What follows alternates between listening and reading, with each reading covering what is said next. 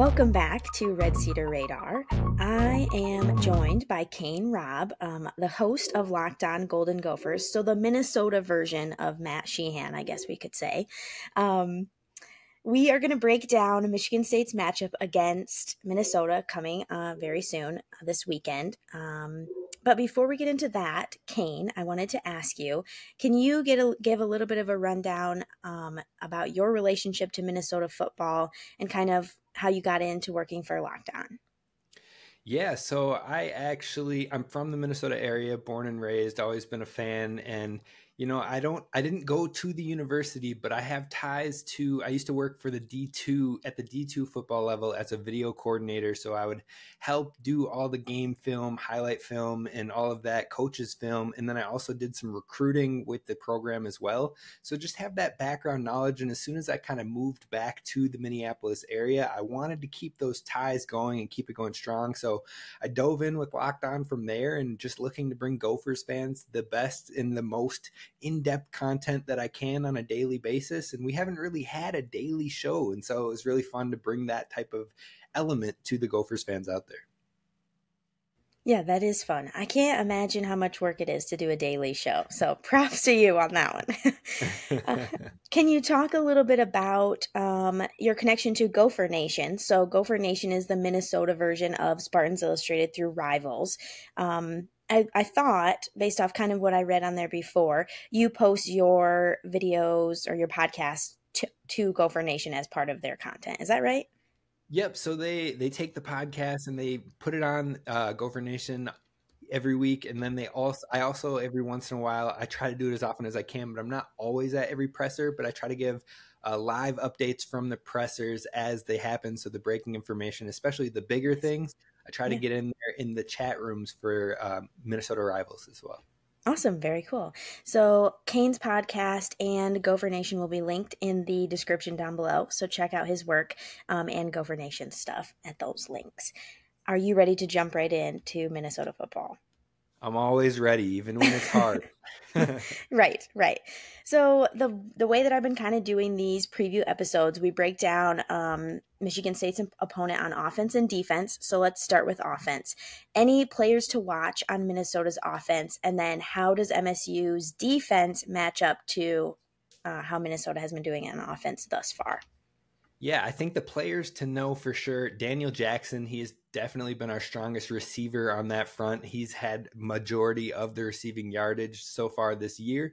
The Gophers haven't been great about spreading the ball around on offense, even though it was touted as kind of the strong suit for the team heading into the year. We had two really big transfers coming in. We had Chris Autman-Bell, who was coming back from injury, tight end who was listed as a preseason All-American, and Daniel Jackson coming back. But really the only person that's seen much receiving yard work is Daniel Jackson. We have a really young quarterback in Ethan Kaliakmanis. Sometimes he shows wow plays and you're like, wow, this kid could be the future and the next big deal. And other times you're thinking to yourself, what is happening with this quarterback? So he's definitely a young quarterback. I know Michigan State has a young quarterback as well. So you probably know those pains a little bit. But I think the bread and butter for Minnesota is always the running game. And we have had two freshmen that have really stood out this year, especially one in Darius Taylor. The real question is, are they going to be able to play in this Michigan State matchup? Now, Michigan State's defense has been really good on the run defense side of things, so they probably could slow down this run game, especially with them dealing with hampered injuries. So I think that this could be a strength for Michigan State to make our quarterback throw the ball and maybe put him in positions that he doesn't want to be in. I think it's going to be a real big factor for Minnesota is can they get comfortable passing the ball in this game? Yeah, equally young quarterbacks, things kind of going up and down, it seems. As I was doing some prep for this episode, that was something that I found quite often. So that will be an interesting parallel to see which quarterback on what side of the field can kind of rein it in and keep it, steady the whole game. So I'll be curious watching that. Anything else about offense before we jump to defense? I think the only thing is just really who turns the ball over the most, I think, is going to be a big factor in this one. I know if you look at Ethan Kaliakmanis' line, it's like 6 touchdowns and 6 interceptions, but 3 of those interceptions have come against top 10 opponents. So hopefully that's more fluky than it looks, but it doesn't look pretty. So I think overall that's just what to be on awareness for this matchup. Yeah, turnovers I'm tired of hearing that word. I would like to never hear that word ever again. So I understand completely. Let's jump to defense. So players to watch again, and then how does MSU's offense match up to how Minnesota's defense has been running? Yeah, so the players to definitely know on the defensive side of ball, Tyler Nubin, he has been playing out of his mind. He's been creating turnovers. He's approaching some records for the Gophers program, and he's had his name in the draft conversations in round 1 and round 2. So he's really been a top-notch safety across the nation. I think PFF just had him graded as a 0.0 grade in coverage as far as like wide receivers against him. So wide receivers have not been doing well against him with him in coverage. That being said, our secondary hasn't been super strong. So I think that even though we have some really talented players, Justin Wally, Jack Henderson, those are two names that'll probably be involved a lot in this game. Both are cornerbacks for this team, one on the nickel and one on the outside. But the Gophers' pass defense has been the biggest part of their weakness on defense. If you look at the North Carolina game, Drake May tore us up for 400 plus passing yards. Michigan tore everybody in the country up, but JJ McCarthy also kind of picked us apart there. So there are openings. I think the most embarrassing one was Northwestern. We were up by 21 points in the fourth quarter, and yet somehow Bryce Kurtz got 200 plus receiving yards on us. Ben Bryant picked us apart. It was just absolutely abysmal. Now, the last couple weeks, the Gophers' pass defense has been getting a bit better. So I'm hopeful that maybe they're turning in the right direction as of right now. Last week, Iowa in the second half only had 12 total yards, which is crazy to think about. But I think the biggest thing for Minnesota that's been stepping up and helping the secondary is that defensive line. They've been creating a lot of pressure, and some names to know there are Kyler Baugh, Devin Eastern. They're both interior defenders that have been giving quarterbacks and running backs a hard time. So you brought up the Iowa game, and I wanted to touch on that a little bit. Huge, high-scoring game. I imagine it was just electric the whole time. Yeah. Talk to me about what went right for them against Iowa and how they were able to pull off that win. I think the biggest thing that went right was that defense, to be honest. It got right. Now, last 2 years, so 2021, 2022, Minnesota has been a top 10, top 15 defense. This year, it started off that way. We were in those categories the first 2 games, and it all fell apart after that. Week 3, week 4, week 5 have been terrible for this Gophers defense. Now, we started to get it right a little bit versus Louisiana, and then you take on Michigan, and you lose all hope as a fan because nobody is standing up to that team.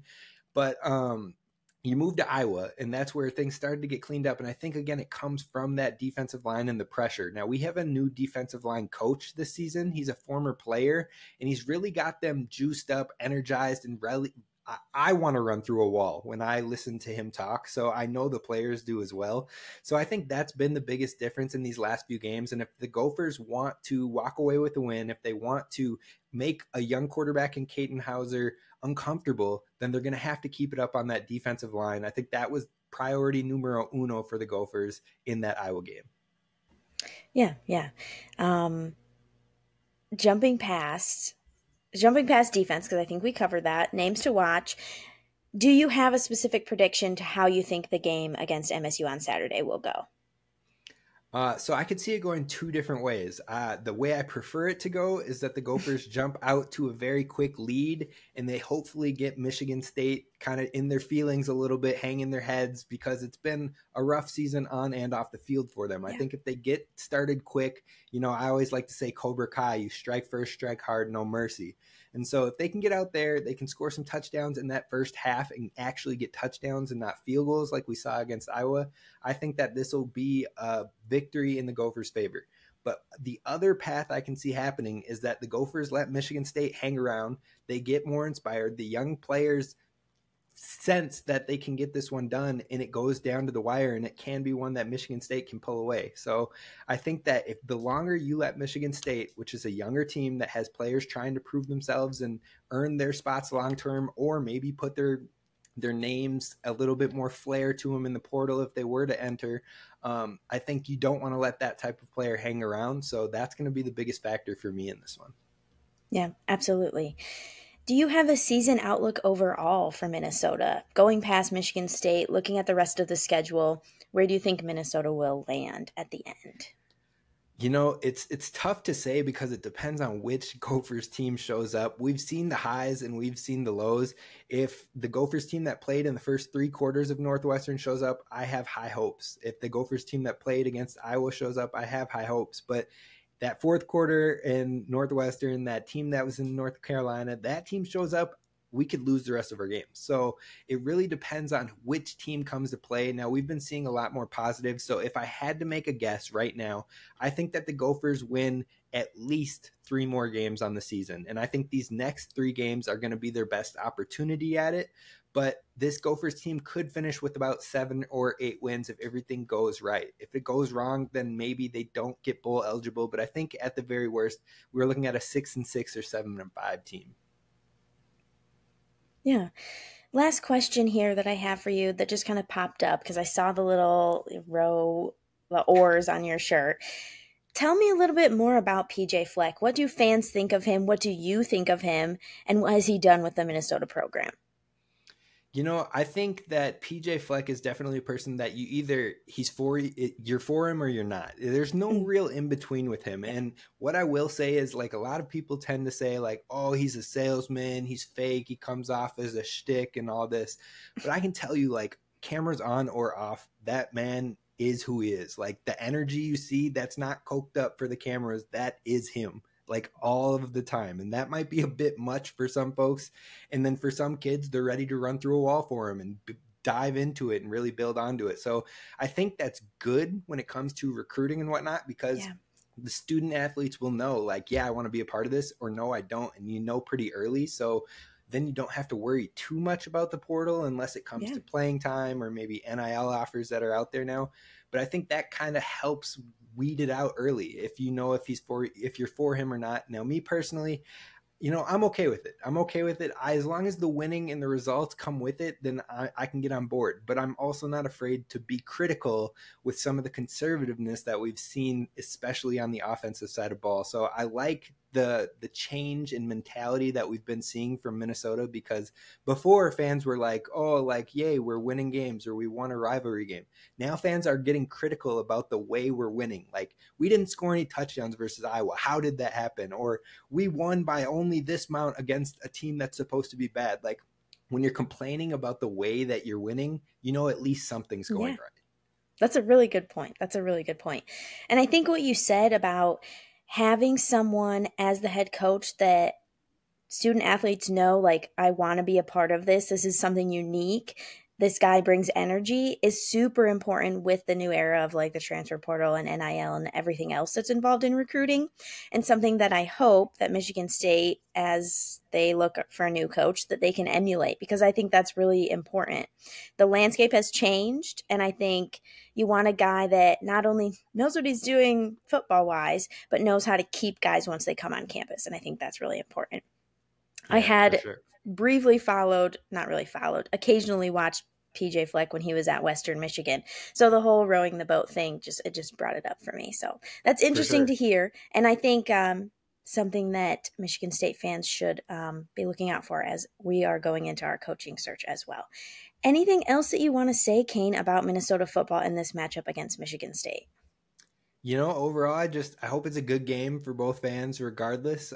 Obviously, I hope that Minnesota wins, but in the end, I just hope everybody's healthy. I think that we can all get some good positive takeaways from this. There's a lot of young players on the field, and so hopefully it's a good game and it's entertaining and it's not 12-10 on some field goals, but we'll see what happens. Yeah, definitely. All right. Michigan State takes on Minnesota on the road at 3:40 Eastern Time, 2:40 Kane's time. You can find the game. It'll be on Big Ten Network. And I looked up the weather, and it's supposed to be kind of nasty, cold and wet, some snow, a little windy. So a good Big Ten football game in late October, almost November. I think it will be a good matchup as well. And I think it'll be if Michigan State can somehow put together a win, I think it will be a really good morale win for the guys on the team that haven't had many morale wins this season so far. So we shall see if they can put it together on the road. Thanks so much, Kane, for joining the pod. It was great to have you. Like I said, his stuff will be linked in the description. And then when this episode goes out out on socials. He'll be tagged and everything, so give him a follow as well. Subscribe to Spartans Illustrated for more football and basketball coverage. And I will see you for our recap of the Minnesota game this weekend. Bye. Thanks for watching.